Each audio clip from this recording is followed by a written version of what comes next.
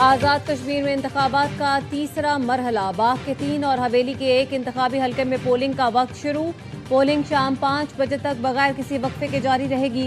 इंतखाबात में peoples party नून league में सख्त मुकाबले का इम्कान।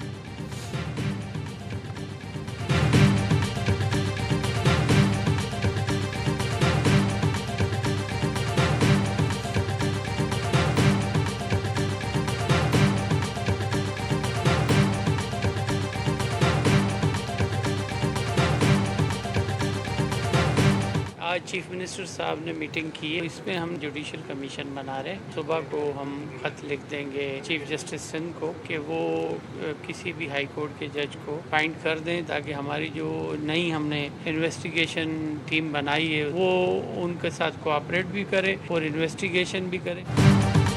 मीर रजा के कातिल की तहकीकात के लिए जुडिशल कमीशन बनाने का फैसला। वज़ीर दाखिला सिंध ज़ियाल अंजार कहते हैं chief justice Sindh high court को जुडिशल कमीशन के लिए खत आज इरसाल किया जाएगा। हुकूमत चाहती है केस अपने मंतकी अंजाम तक पहुंचे। वालिदैन एतमाद करें, फैमिली जिस पुलिस ऑफिसर पर एतमाद करें, इसे भी तहकीकात में शामिल किया जा सकता है। छोटा सबूत भी बड़े केस के हल में अहम किरदार अदा कर सकता है। मीर रजा केस में आने वाले 2 मेडिकल रिपोर्ट्स का जायजा जुडिशल कमीशन लेगा। मुतजाद रिपोर्ट्स के मामले का फैसला कमीशन की अदालत पर छोड़ेंगे। अभी तक ऐसी बात सामने नहीं आई कि कोई हाई प्रोफाइल शख्सियत केस के पीछे है। हुकूमत इस मामले में गैर जानिबदार रहते हुए हकायक सामने लाना चाहती है। वज़ीर दाखिला ज़ियाल अंजार और मेयर मुर्तज़ा वहाब की मीर रजा के घर आमद। मीर रजा के अहले खाना से मुलाकात, केस में हर किस्म के ताउन की यकीन दहानी।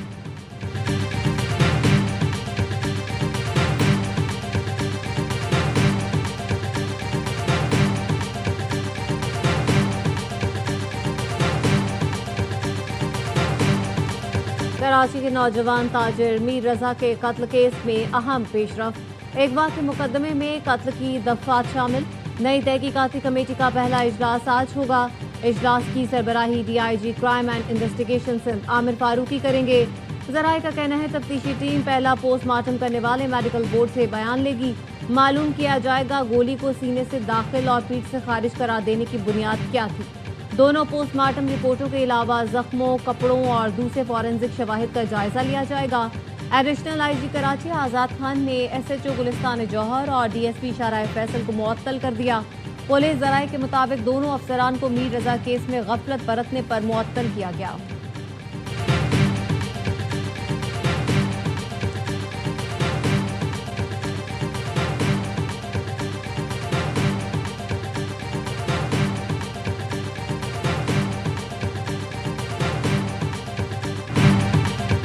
IG सिंध ने तो कहा था हम वाक़ये की तह तक पहुंच चुके हैं।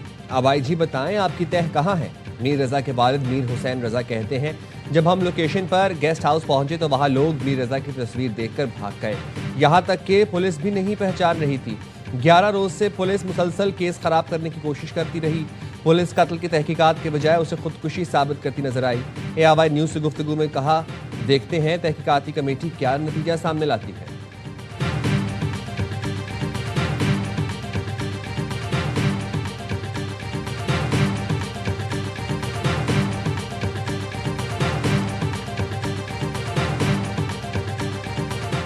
मीर रजा कत्ल केस की तहकीकात जारी। जराए के मुताबिक मीर रजा की शर्ट के सामने के हिस्से पर तेजाब के निशानात पाए गए हैं। सीने से मीर रजा की शर्ट का कुछ हिस्सा जला और फटा हुआ था।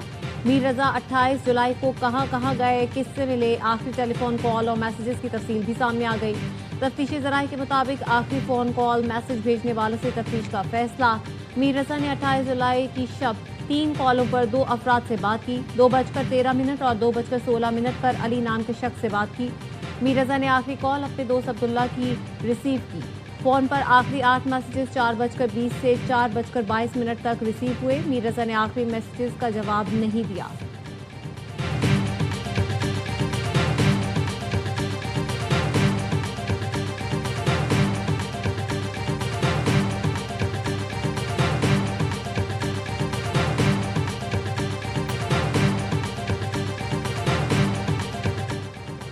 मीर रजा कत्ल केस वज़ीर इत्तलात सिंध शर्जील मेमन की NCCIA को शिकायत। शर्जील मेमन ने जमा कराई गई दरखास्त में कहा उनके और बेटे के खिलाफ प्रोपेगेंडा किया जा रहा है। सोशल मीडिया पर मीर रजा जिस गेस्ट हाउस गया उसकी मिल्कियत मुल्क से मंसूब करना बेबुनियाद है। मेडिकल बोर्ड तब्दील कराने और तहकीकात में रुकावट डालने का इल्ज़ाम भी गलत है। शर्जील मेमन ने 4 सोशल मीडिया अकाउंट्स पर अपने खिलाफ मुनज़्ज़म मुहिम चलाने का इल्ज़ाम लगाया। दरखास्त में जिम्मेदारों के खिलाफ कार्रवाई करने का मुतालबा।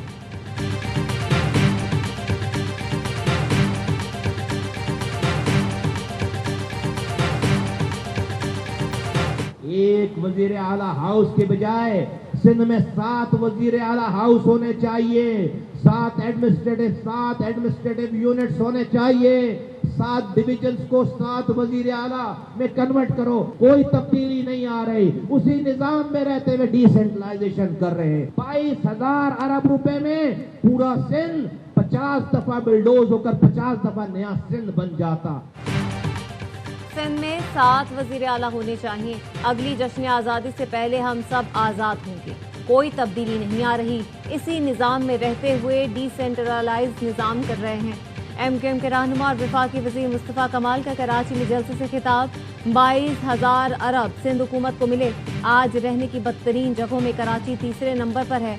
ये 22,000 अरब रुपए अब सिंध में 7 वज़राए आला के पास आएंगे।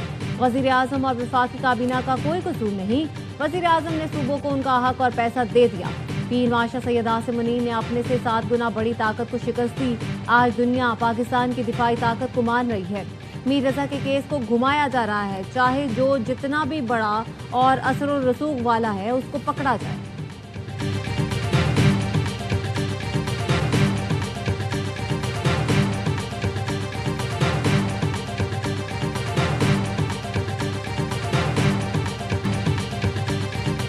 मक्का मुआहिदा मुकम्मल तौर पर दिफाई नौयत का है और किसी मुल्क के खिलाफ नहीं। तीनों में से किसी एक मुल्क पर बैरूनी हमला सब पर हमला तस्वुर किया जाएगा। हमले की सूरत में UN चार्टर के तहत इज्तिमाई दिफा का हक हासिल होगा। नायब वज़ीर आज़म इसहाक डार कहते हैं मक्का मुआहिदा बुनियादी उसूलों की पासदारी करने वाले इलाकाई ममालिक के लिए खुला है। वफाकी वज़ीर एहसन इकबाल ने कहा दिफाई मुआहिदा खित्ते में अमन इस्तेहकाम के नए दौर का आगाज़ है। वज़ीर इत्तलात अता तारड़ ने कहा पाकिस्तान को दुनिया में वो मकाम हासिल हुआ जिसकी ख्वाहिश सब करते थे। वफाकी वज़ीर ओवैस लगारी का कहना था पाकिस्तान, सऊदी अरब और तुर्की खित्ते में अमन के लिए इकट्ठे हुए।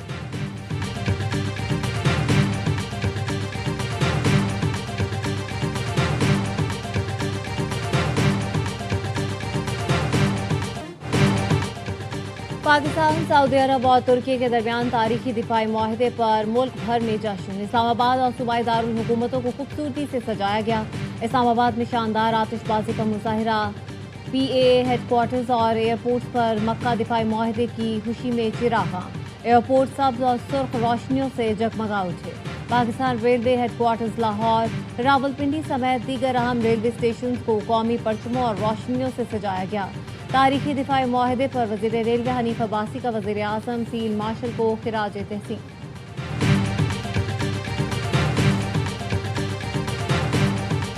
सदर ट्रंप ईरान से मुआहदे के लिए बेताब। अमेरिकी अखबार वॉल स्ट्रीट जर्नल का दावा। अखबार ने लिखा सदर ट्रंप ईरान जंग खात्मे के लिए जौहरी मुआहदे के बगैर भी समझौते पर आमादा है। सदर ट्रंप ने आला हुकाम से गुफ्तगू में कहा अब नए हुर्मुज़ मुकम्मल खोलने की शर्त पर ईरान से मुआहदे के लिए तैयार है, लेकिन ईरान ने सख्त मुतालबात पेश कर दिए। सदर ट्रंप कई हफ्तों से आबना हुर्मुज़ से जहाज़ों की आमदोरफ्त को मुमकिन कामयाबी के तौर पर पेश करने की तैयारी कर रहे थे।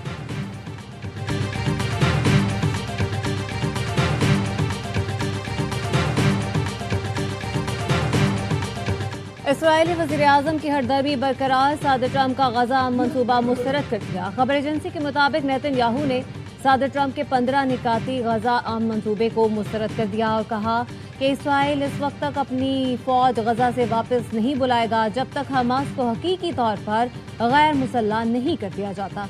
दूसरी जानिब हमास ने अमरीका और दीगर सालिसों से मुतालबा किया है कि वो इसराइल पर मुआहदे के अगले मरहले पर अमल दरामद के लिए दबाव डाले। हमास का मौक़िफ़ है कि जंगबंदी के अगले मरहले के लिए इसराइली फौज का इनखला और हमलों का खात्मा जरूरी है।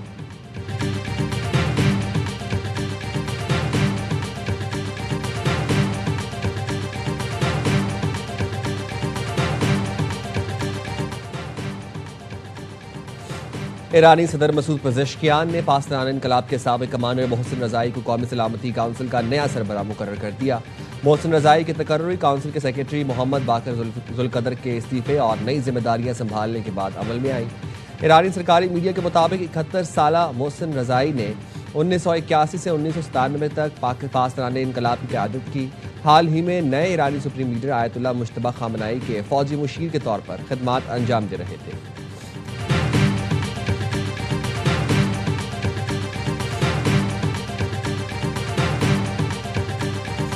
ईरानी सदर मसूद पेज़ेश्कियान ने सुप्रीम लीडर मुश्तबा खामनाई से मुलाकात की। तस्नीम न्यूज़ एजेंसी ने बताया, मसूद पेज़ेश्कियान ने सदारत के तीसरे साल के आगाज़ पर सुप्रीम लीडर से मुलाकात की। जंग की मौजूदा सूरत हाल, अमरीका से मुज़ाकरात के मामले पर बात हुई। अवामी मसाइल और मुल्क के मुस्तक़बिल से मुतालिक उमूर भी ज़ेर बहस आए।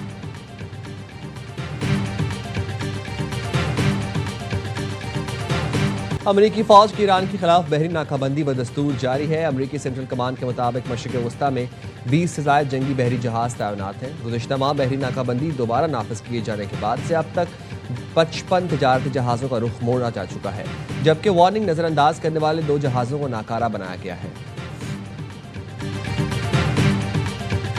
सिक्योरिटी फोर्सेस की ऑपरेशन रद्दुल फितना 3 में दहशतगर्दों के खिलाफ कामयाब कार्रवाइयां जारी। बलोचिस्तान में पंजगोर के इलाके सरकेनी छेदगी में इंटेलिजेंस बेस्ड ऑपरेशन। सिक्योरिटी जराए के मुताबिक फितना हिंदुस्तान के अहम सरगना वजीर वलीद जमाल समेत 5 दहशतगर्द हलाक। दहशतगर्दों से 4 मोटरसाइकिल, मशीन गन्स और भारी असलहा और गोला बारूद बरामद। इलाके में दहशतगर्दों के मुकम्मल खात्मे के लिए क्लियरेंस ऑपरेशन जारी।